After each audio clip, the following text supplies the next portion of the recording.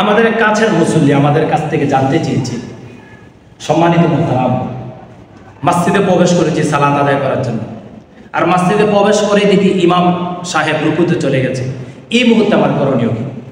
এটা শুধু একজন মুসল্লির ক্ষেত্রে হয় না, আমাদের সমাজের, আমাদের রাষ্ট্রের অসংখ্য অগণিত মুসল্লিরা মাঝে মধ্যে এই বিভ্রান্তের মধ্যে পড়ে যায়। একটু উজু করতে তার দেরি হয়েছে, অথবা তার ব্যক্তিগত কোনো প্রবলেম ছিল, সালাতে যাবে, সে চেষ্টা করেছিল তাকবীরাত উলার সহিত সালাত করবে, অর্থাৎ প্রথম রাকাত সে ধরবে, যে কোনো কারণবশত প্রবলেম করে সে প্রথম রাকাতে সে পরিপূর্ণভাবে যেতে পারে নাই, অর্থাৎ সূরা ফাতিহা পড়তে পারে নাই, অন্য কেরাতও সে ইমামের পিছনে শুনতে পারে নাই। মসজিদে ঢুকেই দেখে সে ইমাম কোথায় চলে গেছে, রুকুতে চলে গেছে। আমরা এখন চিন্তা করি এই মুহূর্তে আমার করণীয় কি? আমি তো দেখেছি অনেক মুসলিম মাঝে দাঁড়িয়ে থাকে, নিয়ত বাঁধে না, চিন্তা করি ইমাম রুকুতে গেছে, রুকু শেষ করো, সেজদা শেষ করো, দ্বিতীয় রাকাতের জন্য দণ্ডায়মান হবে, আমি আল্লাহু আকবার বলে তাকবীর বেঁধে আমি হাত বাঁধব।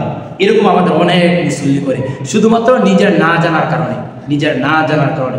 এই মুহূর্তে আমাদের করণীয় কি? আপনার জন্য পরামর্শ হচ্ছে, যদি আপনি দেখেন এই মুহূর্তে ইমাম রুকুতে চলে গেছে, এই মুহূর্তে আমরা অনেক যে ভুলটা করে থাকি, আমরা চেষ্টা করি আল্লাহু আকবার বলে হাত বাঁধি।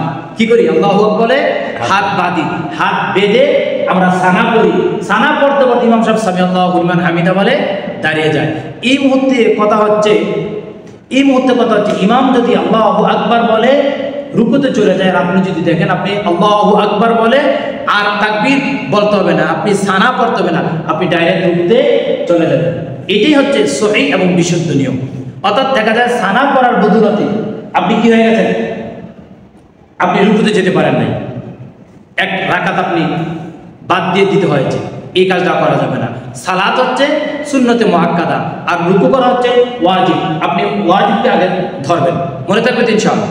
এটি আশা করি যদি বিশুদ্ধ নিয়ম।